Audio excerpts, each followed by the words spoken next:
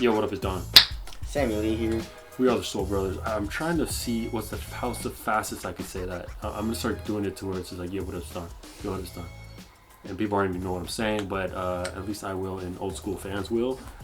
But we got another top video for you guys. This is the most supportive performance basketball shoes right now. Yes, and 2017's over, so we have to round up all the shoes and do top videos. You know what I'm saying? So, anyways, it's not really numbered, but what you want in a supportive shoe is for the materials. Support. Oh yeah, okay.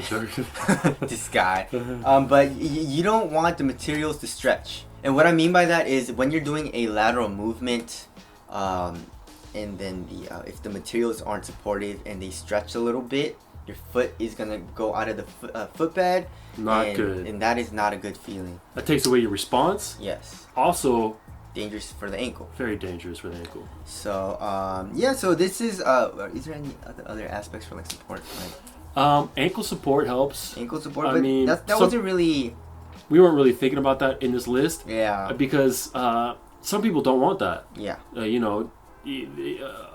no basketball shoe that's really going to save your ankle. We're talking about like something on your ankle. We're not talking about everyone wants ankle support. Like they don't want to roll their ankle. For sure. But we're talking about like something on your ankle. You know what I'm saying? And a lot of basketball shoes nowadays are lows, because you can achieve that with like good ankle support with a wide shoe. You know, have an outrigger on the shoe. You know what I'm saying? Exactly. So that's why it's more on like more supportive uppers. You know what I'm saying? Being low to the ground will help. Yes. Stability.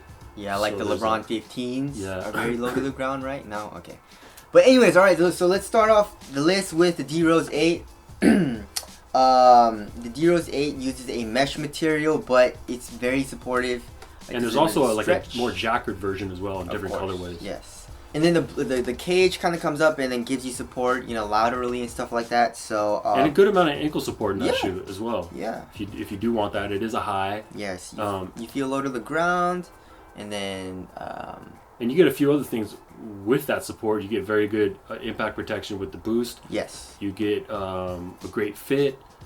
Very solid shoe. 140, not the cheapest, but a great shoe. Very supportive. Yes. All right, moving on to the next one is the Kyrie IV. So the Kyrie line always does this really well because Kyrie is very shifty. And the shiftiest of shifters. Yes, and he changes direction a lot and does a lot of lateral movements. So he needs a lot of support, and of course his line is the first to have that outsole curvature, which is dope. But he needs a lot of lateral support, and the materials cannot be, stretchy at all. It needs to be very supportive. So there it is, the Kyrie IV. And another thing that helps is this that comes up here. The outsole wraps up these little teeth. Yes. Actually, do something. They don't just like look like a shark's mouth. Do. Yeah, do. They give you a little bit of lateral support. Yes. On top of it having strong materials, which is cool. It is a mid. Ankle support really isn't there, but it is wide, so there's that. Mm-hmm. All right, moving on to the next one is the Hardens.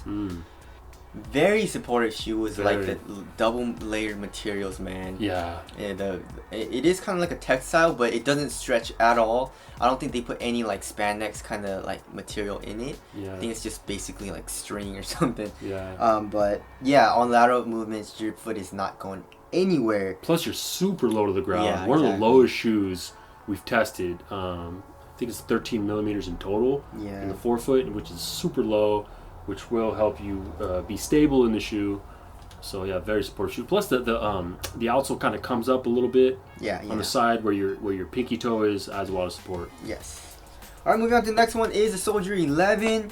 Donnie Boy had a problem with the outsole being a little wobbly. Yeah, stability wise, it's not great.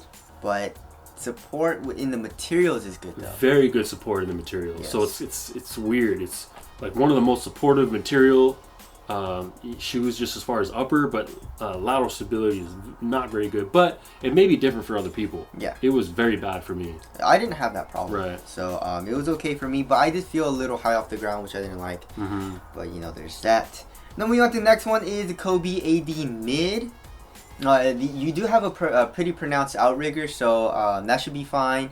The upper is like this felt material, but it's very thin. But It's almost also, like a leather, yeah, like a suede or something. You know, Yeah. like a synthetic suede. yeah, exactly. But it doesn't stretch at all, and you know, it is a mid ankle support. You don't really feel crazy like supported or whatever like you do in like what's a really crazy supportive ankle support shoe. Well, the D Roses aren't bad. I mean, like They're not insane. I'm thinking like something crazy like. Well, the Kobe 9 high. Yeah, Kobe 9 high. It's crazy. You remember the clutch fit highlights? Yeah, the clutch Those fit are highlights. crazy. What I'm about the talking Drive something- 4 highs? The Drive 4 highs too, yeah. Those Yeah. are pretty crazy too. But anyways, there's that. Alright, so the Kobe AD mid. Moving on to the next one is the Hyperdunk, where we're talking about the non-fly knit version. Yeah. The fly knit version did have a little bit of a stretch, but for me, in the textile uppers, they were really good. And a lot of big guys playing this. A lot of big A lot guys. of big guys playing the highs. A lot of big guys playing So- the fly knits even. Yeah. So, But- you know, there's that. Now moving on to the next one is the 0.1, which is right over here. Yeah, we Yes. just reviewed these, so So, I mean, yeah, your foot is not crazy going support. anywhere. Crazy support. Yeah, so I don't know how Russell Westbrook is a PG and playing in this, because I feel like this is more for a big guy. Yeah. But very supportive shoe. So there's that. Moving on to the next one, I would rank this shoe a little bit lower than a few of these shoes, but still really good support wise. And it's the Curry 4. Yeah. The materials don't stretch at all, even though it is a knit. Yeah, you got the high, you got the low. Both very supportive. Yes. The high doesn't do much more on your ankle. It's mostly, as you can tell by Steph Curry's ankles lately, but it's mostly just cloth. Yeah. You know, but where they're down below, where there's this synthetic material, very supportive. Yes. And like a lot of NBA players are playing the Curry 4s. I feel like Right. I see a lot of Hyperdunks, a lot of Curry 4s, a lot of Kobe AD mids, and a lot of Kyrie 4s. A lot of Kobe AD mids. Yes. Crazy. Yes. What else is there? Like crazy explosive. Yeah, I see some of those. How come no one plays in the Hardings, man? I Yeah, don't not know. too many Hardens. Yeah. But, Maybe people don't like Harden, or I don't know what's going on. but anyways, all right. Moving on to the next one. Of course, we already said it, but it is the UA Drive Pour. Yeah. So very supportive materials. It is pretty heavily fused, so the materials don't stretch. You do have a really good ankle material. The material that goes up on your ankle. Yeah. Feels super nice. This is the low version. Yes. The high is tucked away somewhere, but yeah, this synthetic, these materials are crazy supportive. Yes. And they're very, very thin, which is cool. Similar to the AD mid, also very thin of an upper, and I would call this materials very similar Yes. between the AD mid and this as well. Very, very supportive. So solid supportive shoe.